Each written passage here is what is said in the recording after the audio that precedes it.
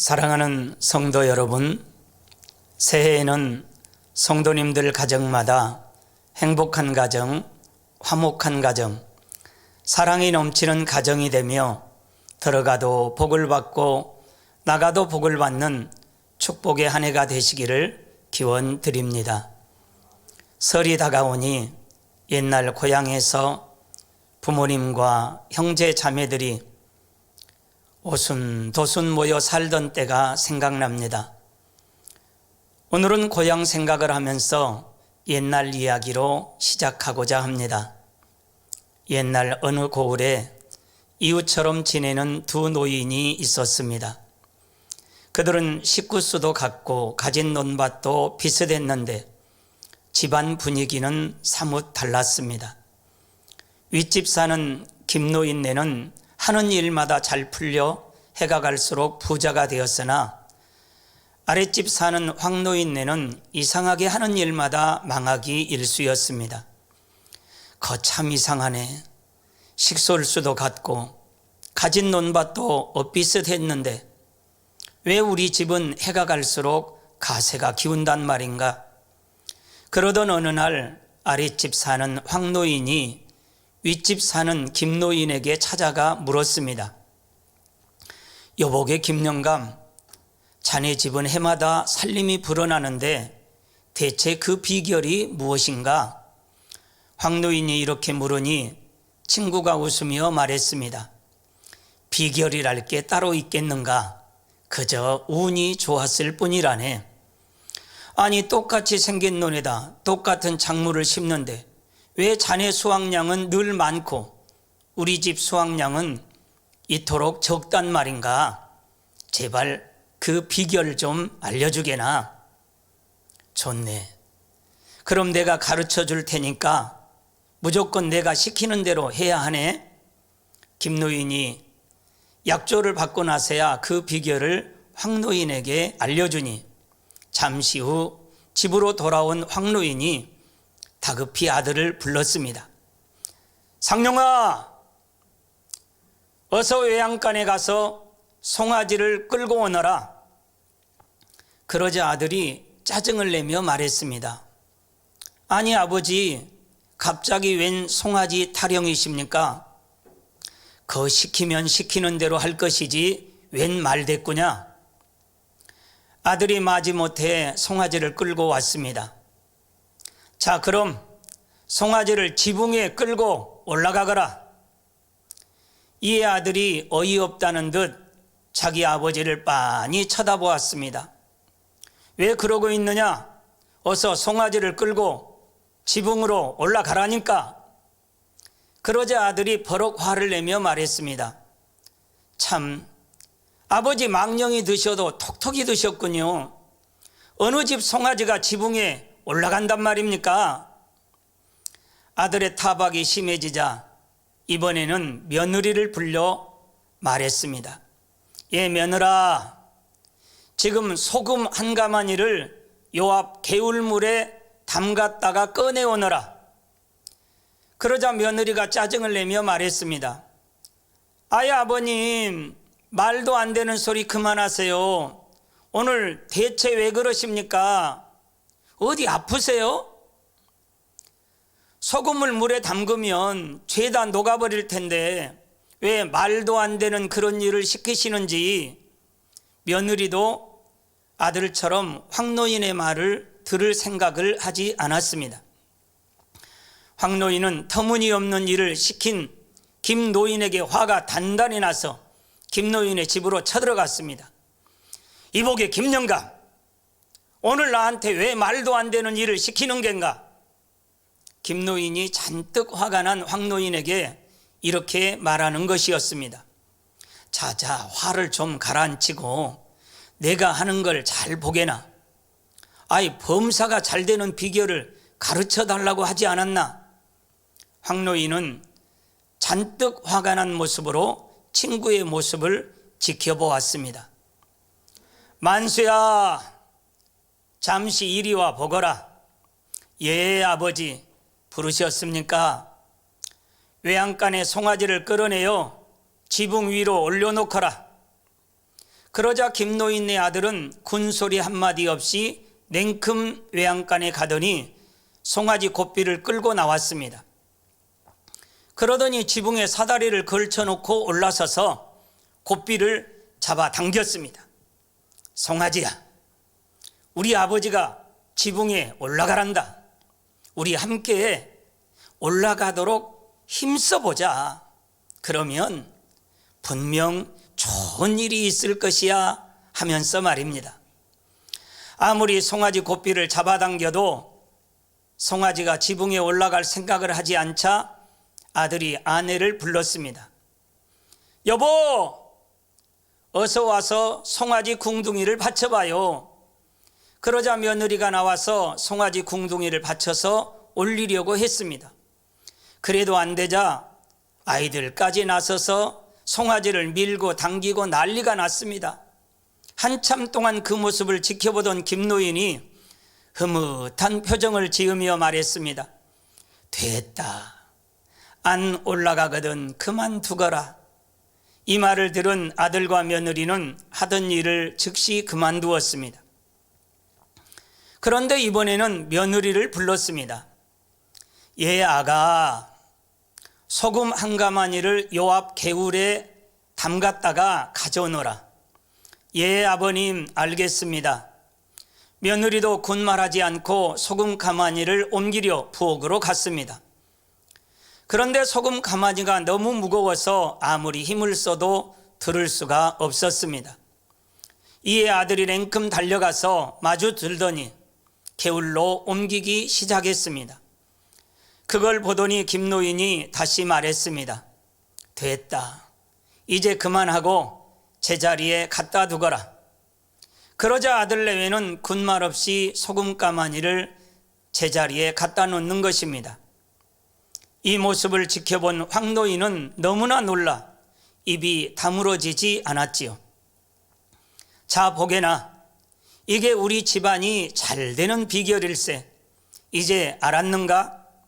황노인은 자신 집안에 부족한 것이 무엇인지 확실히 알 수 있었습니다.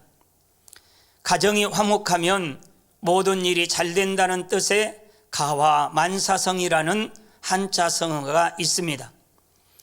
만사형통한 집안은 부모와 자녀 사이에 사랑과 신뢰로 하나 되어 서로 믿고 순종하고 섬기며 사랑으로 하나 되는 것을 볼 수가 있습니다.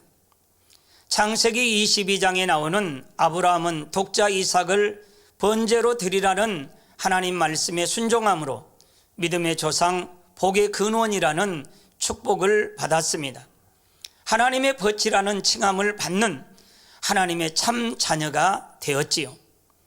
아무리 아브라함이 하나님 말씀에 순종하여 아들 이삭을 번제로 드리려고 해도 아들 이삭이 아버지 아브라함의 말에 순종하지 않았다면 어떻게 번제로 드리라는 하나님 말씀에 순종할 수 있었겠습니까? 아브라함이 성부 하나님과의 사랑과 신뢰가 온전했기에 아브라함과 아들 이삭과의 사랑과 신뢰 관계 또한 온전할 수 있었던 것입니다. 저는 지난날 저의 가정을 돌아보면서 제가 부모님을 어떻게 믿고 순종하고 섬기며 사랑했는지, 지금은 부모가 된 제가 자녀에게 얼마나 사랑과 신뢰를 받고 있는 아버지인지 점검하면서 범사가 잘 되는 우리 가정이 되려면 어떻게 해야 하는지 새해를 맞이하여 기도 제목 삼는 계기가 되었습니다.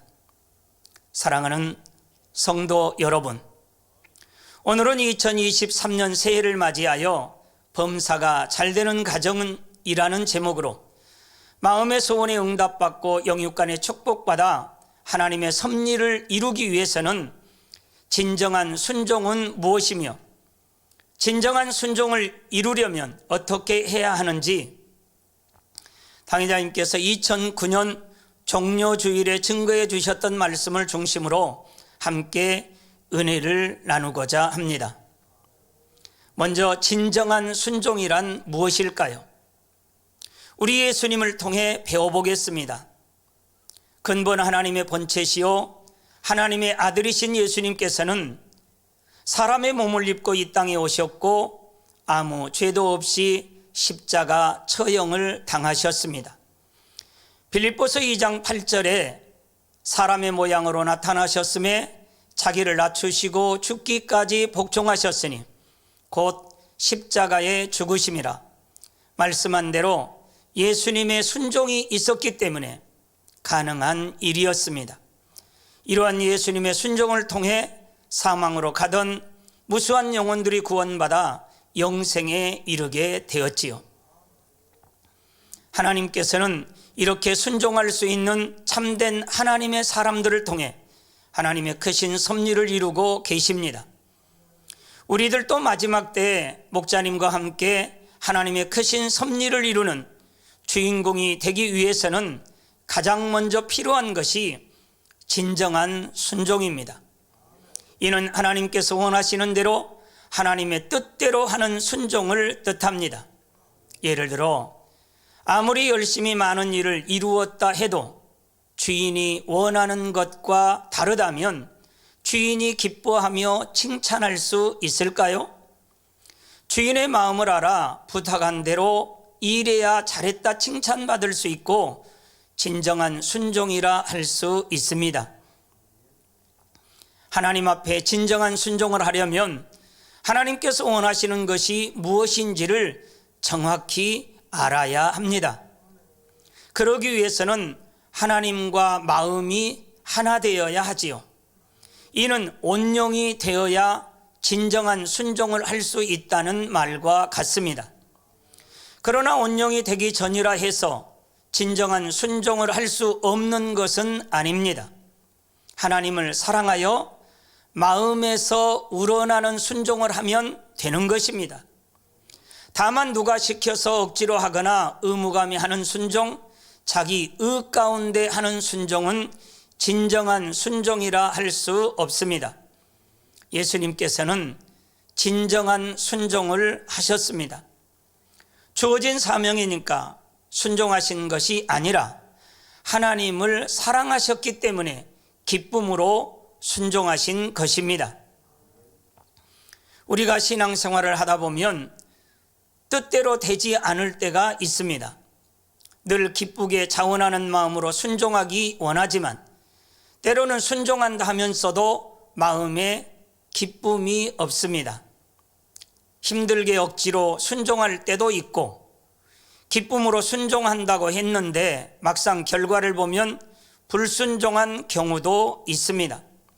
순종하겠다는 의욕만 가지고는 진정한 순종을 하기가 어렵다는 것이지요. 우리가 진정한 순종을 하려면 먼저 마음 자체를 하나님께서 원하시는 마음으로 바꿔야 합니다. 그래야만 하나님의 뜻대로 순종할 수 있습니다. 그러면 진정한 순종을 이루려면 어떻게 해야 할까요? 첫째, 내 안에 자기는 없고 아버지 하나님만 있어야 합니다. 하나님을 사랑하는 사람이라면 당연히 순종하고자 할 것입니다.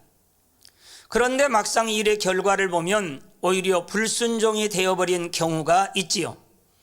이것은 내 안에 자기라는 것이 있기 때문입니다. 주의 일을 할 때에 내 생각, 내 지혜, 내 방법을 동원하고 내가 옳다고 생각하는 것을 고집했기 때문입니다. 하나님 말씀에 순종한다 하면서 막상 일을 할 때는 자기가 원하는 대로 합니다. 그러면서 이건 이래서 이렇게 했고 저것은 저래서 이렇게 했습니다. 저는 아버지의 뜻에 따라 순종했습니다 말합니다. 자신은 분명 말씀대로 순종해서 일을 처리했다고 생각하지만 이는 어디까지나 자신의 생각일 뿐입니다. 하나님의 마음을 알 수도 없고 깨닫지도 못하니 자기가 원하는 대로 해놓고 그것이 하나님의 마음이며 뜻이라 말하는 것이지요. 그러니 일의 결과가 만족스럽지 않거나 인정받지 못하면 모든 것을 남의 탓으로 돌립니다. 이처럼 자신을 발견하지 못하는 이유는 무엇일까요? 나는 이렇게 믿음이 있습니다. 나는 하나님의 사랑받는 제단의 양떼이고 이렇게 사명도 맡아 열심히 감당합니다. 나는 하나님의 뜻에 순종하고 있습니다 하고 생각하며 안주하기 때문입니다. 이러한 순종은 자기 보기에 순종일 뿐 하나님께서 보실 때에는 온전한 순종이 아닙니다. 예수님은 자기가 전혀 없으셨습니다. 마음 안에 오직 아버지만 있으셨고 모든 것을 아버지의 뜻대로만 행하셨습니다. 공생의 기간 동안에도 늘 기도하기를 힘쓰시며 하나님의 뜻을 구하셨습니다. 사역을 이루실 때에도 모든 것이 하나님의 말씀과 정확히 맞도록 순종하셨습니다. 예를 들면 스가랴 9장 9절에 예수님의 예루살렘 입성에 대해서 나옵니다. 시온에 따라 크게 기뻐할지어다. 예루살렘에 따라 즐거이 부를지어다. 보라, 내 왕이 내게 임하나니 그는 공의로우며 구원을 베풀며 겸손하여서 나귀를 타나니 나귀의 작은 것 곧 나귀 새끼니라. 예수님은 이 말씀 그대로 행하여 예언을 성취하셨습니다. 예수님께서는 마태복음 21장 2, 3절에 다음과 같이 말씀하셨습니다. 너희 맞은편 마을로 가라. 곧 매인 나귀와 나귀 새끼가 함께 있는 것을 보리니 풀어 내게로 끌고 오너라. 만일 누가 무슨 말을 하거든 주가 쓰시겠다 하라. 그리하면 즉시 보내리라. 이어지는 6절에서 7절에는 제자들이 가서 예수의 명하신 대로 하여 나귀와 나귀 새끼를 끌고 와서 자기들의 겉옷을 그 위에 얹음에 예수께서 그 위에 타시니 라고 했습니다. 그런데 제자들이 만약 주인이 값도 받지 않고 그냥 내줄 리가 있나? 이렇게 생각하거나 예수님이 위신이 있는데 어떻게 나귀 새끼를 타시게 한단 말인가? 이렇게 자기의 생각을 동원하여 예수님, 저희가 가서 좋은 말을 한 필 구해오겠습니다. 이렇게 했다면 어떻게 되었을까요? 그랬다면 하나님의 섭리와 뜻이 온전히 이루어질 수 없었을 것입니다. 우리들은 이러고 있지 아니한가 돌아보아야 하는 것이지요. 예수님께서는 세상의 왕들처럼 높임 받고자 오신 것이 아닙니다. 겸손하게 하나님의 뜻에 순종하여 섬기기 위해 오셨고 이를 나타내시기 위해 나귀 새끼를 타신 것입니다. 마태복음 21장 4절에도 예수님께서 이는 선지자로 하신 말씀을 이루려 하심이라고 나귀 새끼를 타신 이유를 설명하고 있습니다. 이처럼 예수님께서는 하나님의 뜻대로 온전히 순종하여 십자가 구속의 섭리를 한치의 오차 없이 이루셨던 것입니다. 우리 당회장님께서도 세계 선교를 이루실 때 수십만 명, 때로는 수백만 명이 모이는 해외 집회 요청을 뒤로하고 두바이나 이집트, 이웃나라 등 복음이 들어가기 어려운 곳까지 선교 사역을 펼치셨습니다. 때로는 몇십 명밖에 모이지 못할 것을 아시면서도 그러한 선교지를 향해 발걸음을 옮기신 것도 오직 본인은 없으시고 아버지 하나님만 있으셨기에 가능한 진정한 순종이셨던 것입니다. 사랑하는 성도 여러분, 진정한 순종을 이루려면 두 번째, 조건을 따지지 않는 마음이 되어야 합니다. 조건을 따지는 사람은 이유와 핑계를 댑니다. 나에게 유익이 되면 순종하고 유익이 되지 않으면 순종하지 않습니다. 욕심과 사심에 따라 자기에게 유리한 것을 택하고 상황에 따라 언제든지 태도가 변합니다. 그러나 진정한 순종은 조건을 따지지 않습니다. 자신이 처한 상황이나 현실에 따라 생각을 동원하지 않고 어떤 변명도 이유도 되지 않습니다. 오직 하나님의 뜻이 어디에 있는지만 생각합니다. 하나님의 뜻이라면 어떤 상황이라 해도 무조건 네와 아멘만 하는 것입니다. 마태복음 19장에 보면 부자 청년이 나옵니다. 예수님 앞에 나와 내가 무슨 선한 일을 하여야 영생을 얻으리까 하고 물었을 때 그는 자신이 원하는 답을 듣지 못했습니다. 오히려 내가 온전하고자 할진대 가서 내 소유를 팔아 가난한 자들을 주라. 그리하면 하늘에서 보화가 내게 있으리라. 그리고 와서 나를 쫓으라는 답을 들었습니다. 그러자 그 청년이 재물이 많음으로 이 말씀을 듣고 근심하여 가니라 했지요.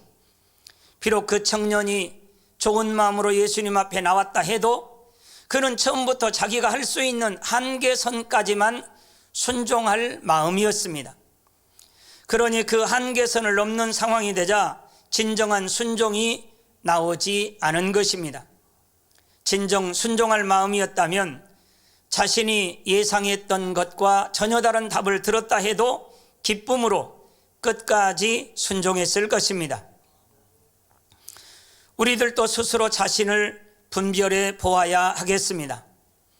내가 순종한다고 하는 것이 어떤 명예나 권세 또는 자기적인 열매를 얻기 위한 것은 아닌지, 아버지 하나님의 뜻이라면 어떤 상황과 환경 가운데서도 끝까지 순종할 수 있는지, 내 생각과 조건에 맞는 일에만 아멘하고 있지는 않는지 날마다 우리 자신을 점검하며 불같이 기도함으로 진정한 순종을 이룰 수 있기를 원하는 것입니다.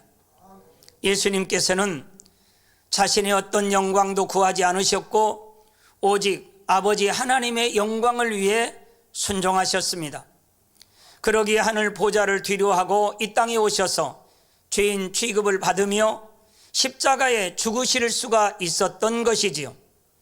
하나님의 아들이신 예수님께서도 이렇게 순종하셨는데 우리가 어찌 조건을 따져가며 순종해야 하겠습니까? 성도 여러분, 진정한 순종을 이루려면 셋째, 영적인 사랑의 열매가 있어야 하는 것입니다. 세상에서도 위험에 처한 자녀를 위해 부모가 자신의 생명을 내던져 불 가운데 뛰어들기도 하고 물 가운데 뛰어들기도 합니다. 그렇게 할 수 있는 이유는 자녀를 너무나 사랑하기 때문입니다. 이처럼 사랑한다면 자기 생명까지도 아낌없이 던질 수 있습니다. 예수님께서 십자가에 달리실 때 제자들은 놀라고 두려워하며 도망갔습니다. 그러나 막달라 마리아를 비롯한 여인들은 끝까지 그 곁을 지켰습니다. 예수님을 지극히 사랑했기 때문에 그렇게 할 수 있었던 것입니다. 이것이 진정한 영적인 사랑이지요. 하나님께서는 영적인 사랑에서 나오는 순종을 원하십니다. 예수님께서는 아버지를 너무나 사랑하셨기에 아버지를 믿으셨고 장차 천국에서 아버지와 함께 영원히 누릴 영광의 날들을 소망하셨습니다. 우리들도 하나님을 진정 사랑한다면 하나님을 믿게 됩니다. 천국에서 함께할 날들을 소망하게 되고 뭐든지 순종할 수가 있지요. 생명까지도 내어줄 수 있는 것입니다. 로마서 8장 35절에서 39절에 보면 사도 바울은 주님에 대한 사랑이 얼마나 컸던지 다음과 같이 고백했습니다. 누가 우리를 그리스도의 사랑에서 끊으리요? 환난이나 권고나 핍박이나 기근이나 적신이나 위험이나 칼이랴 기록된 바 우리가 종일 주를 위하여 죽임을 당케 되며 토사를 양같이 여김을 받았나이다 함과 같으니라. 그러나 이 모든 일에 우리를 사랑하시는 이로 말미암아 우리가 넉넉히 이기느니라. 내가 확신하노니 사망이나 생명이나 천사들이나 권세자들이나 현재 일이나 장래 일이나 능력이나 높음이나 깊음이나 다른 아무 피조물이라도 우리를 우리 주 그리스도 예수 안에 있는 하나님의 사랑에서 끊을 수 없으리라. 이처럼 아름다운 영적인 사랑으로부터 나오는 것이 진정한 순종입니다. 성도 여러분, 마태복음 5장 38절에서 45절을 보면 예수님께서 제자들에게 다음과 같이 교훈하십니다.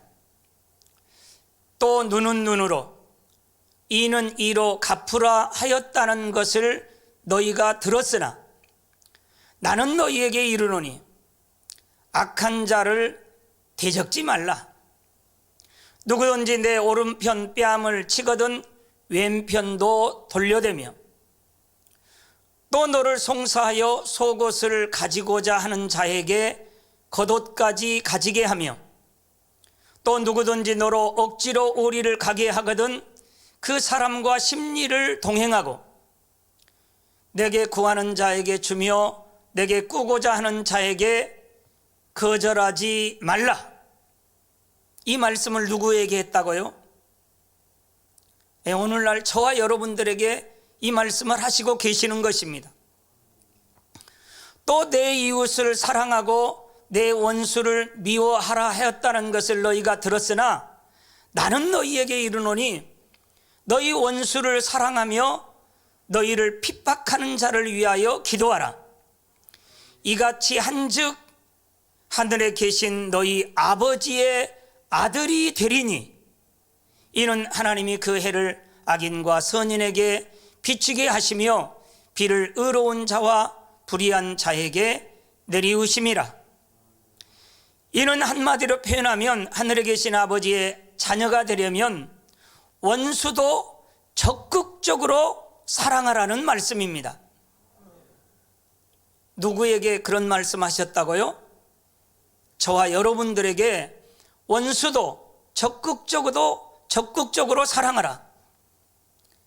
이어지는 마태복음 5장 46절에서 48절에는 진정한 순종에 대해 교훈하십니다. 너희가 너희를 사랑하는 자를 사랑하면 무슨 상이 있으리요? 세리도 이같이 아니하냐? 또 너희가 너희 형제에게만 무난하면 남보다 더하는 것이 무엇이냐? 이방인들도 이같이 아니하냐? 그러므로 하늘에 계신 너희 아버지의 온전하심과 같이 너희도 온전하라. 그러나 원수를 사랑하는 것이 쉬운 일은 아닙니다. 육신의 생각을 동원하면 할 수 없습니다. 하나님의 도움 없이는 불가능한 일입니다. 그래서 예수님께서도 세리나 바리새인 이방인들에게 말씀하신 것이 아니라 하나님의 자녀들에게 말씀하신 것입니다. 당시 세리는 죄인으로 여겼고 이방인들은 하나님을 믿지 않는 사람들을 말합니다.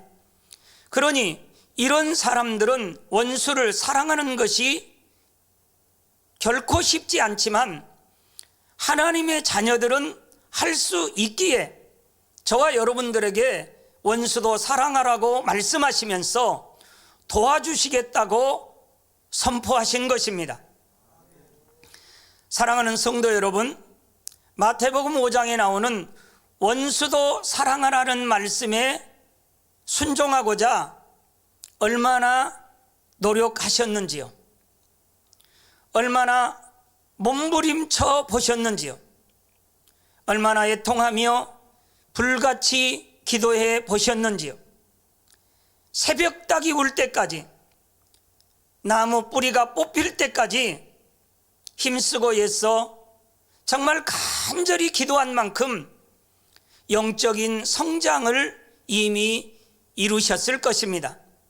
어떤 분들은 믿음의 1단계를 지나서 2단계로, 또 2단계를 지나서 믿음의 3단계 초입에 이르렀고, 어떤 분들은 반석에 서며 더 나아가 영으로 또 온영으로 들어가신 분들도 있습니다.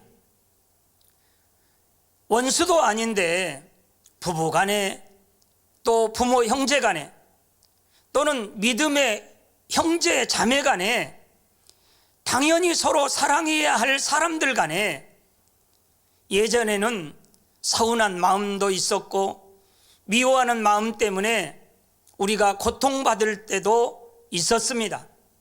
그러나 지금은 주님의 은혜로 보혜사 성령님을 의지하여 우리가 간절하게 부르짖어 기도함으로 성령님의 충만함을 입어서 이해하고 용서하며 서로 사랑하는 관계로 변화되어 가고 계시니 얼마나 감사한 일입니까?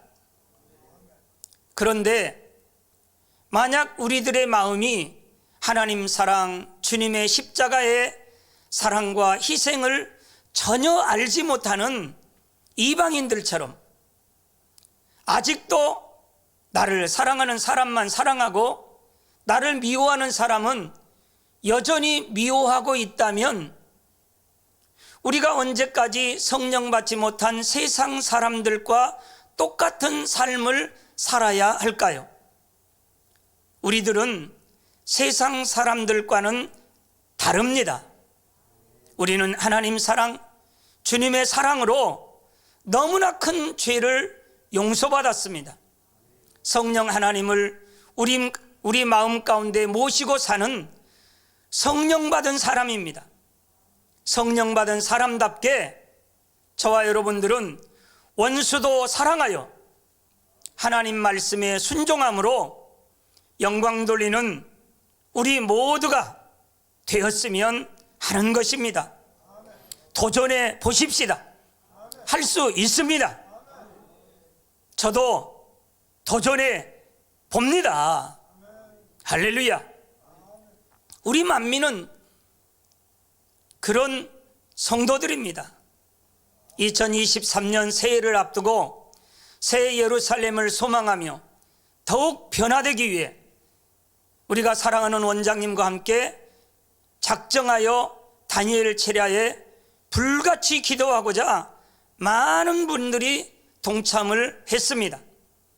우리가 하나님을 사랑하여 진정한 순종을 하고자 변함없이 보혜사 성령님을 의지하여 불같이 기도한다면 우리 목자님의 재창조의 권능을 힘입어서 신속히 더 많은 분들이 영으로 온영으로 들어갈 수 있다는 사실입니다. 데살로니가전서 5장 24절에 너희를 부르시는 이는 미쁘시니 그가 또한 이루시리라 하셨습니다. 요한계시록 3장 11절에는 내가 속히 이 말이니 내가 가진 것을 굳게 잡아 아무나 내 면류관을 빼앗지 못하게 하라 말씀하고 계십니다. 그러므로 약속의 말씀을 반드시 이루시는 하나님을 바라보며 어떤 상황 속에서도 새 예루살렘에 대한 소망을 잃지 않고 주의 일에 더욱 힘써서 장차 하나님 앞에 설 때에 칭찬과 영광과 존귀를 얻으시기를 주님의 이름으로 부탁을 드립니다. 사랑하는 성도 여러분, 결론입니다. 오늘은 2023년 새해를 맞이하여 범사가 잘되는 가정이라는 제목으로 믿음의 조상 아브라함처럼 영혼이 잘됨같이 범사가 잘되고 영육간에 축복받는 가정이 되어 마지막 때에 목자님과 함께 만민을 향한 하나님의 섭리를 이루기 위해서는 진정한 순종은 무엇이며 진정한 순종을 이루려면 어떻게 해야 하는지 세 가지로 함께 은혜를 나누었습니다. 첫째는 내 안에 자기는 없고 아버지만 있어야 합니다. 둘째는 조건을 따지지 않는 마음이 되어야 합니다. 셋째는 영적인 사랑의 열매가 있어야 한다는 것과 그러기 위해서는 성령님의 도우심 가운데 불같이 기도해야 한다 했습니다. 예수님께서 오직 하나님의 뜻대로 순종하여 기쁨으로 참혹한 십자가를 지셨기에 누구든지 믿음으로 구원받을 수 있는 인류 구속의 사역이 완성되었습니다. 진정한 순종으로 말미암아 우리에게 구원의 길이 열렸고 하나님의 섭리가 이루어진 것입니다.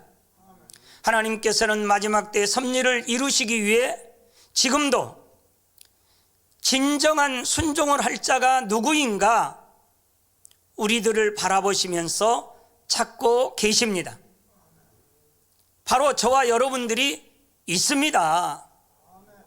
2023년 새해에는 사랑하는 직무대행님의 설교와 연초부터 교회적으로 실시하고 있는 성경 읽기를 통해서 하라 하는 것은 하고 하지 말라 하는 것은 하지 않고 버리라 하는 것은 버리고 지키라 하신 하나님의 말씀에 저와 여러분들이 온전히 순종하기 위해서 불같이 기도하며 진정한 순종으로 마지막 때의 섭리를 이루는 복된 가정과 우리 모두가 되시기를 주님의 이름으로 축원을 드립니다. 들으신 말씀을 생각하시면서 기도하시겠습니다. 사랑의 아버지 하나님, 은혜와 사랑에 감사를 드립니다. 범사가 잘 되는 가정, 진정한 순종을 하는 저희들 되기를 원합니다. 내 안에 나는 없고 오직 아버지만 있기를 원합니다. 조건을 따지지 않는 마음, 영적인 사랑의 열매를 맺히기 원합니다. 성령 하나님의 도우심 가운데 불같이 기도함으로 진정한 순종을 이루어 마지막 때 아버지 하나님의 섭리를 이루는 우리 모두가 될 수 있도록 도와주옵소서. 영적인 사랑을 이루어야 어떤 상황 속에서도 순종할 수 있다 했으니 아버지, 영적인 사랑을 이룰 수 있도록 사랑의 은사를 주옵소서. 감사합니다. 우리 주 예수 그리스도 이름으로 기도하옵나이다. 아멘.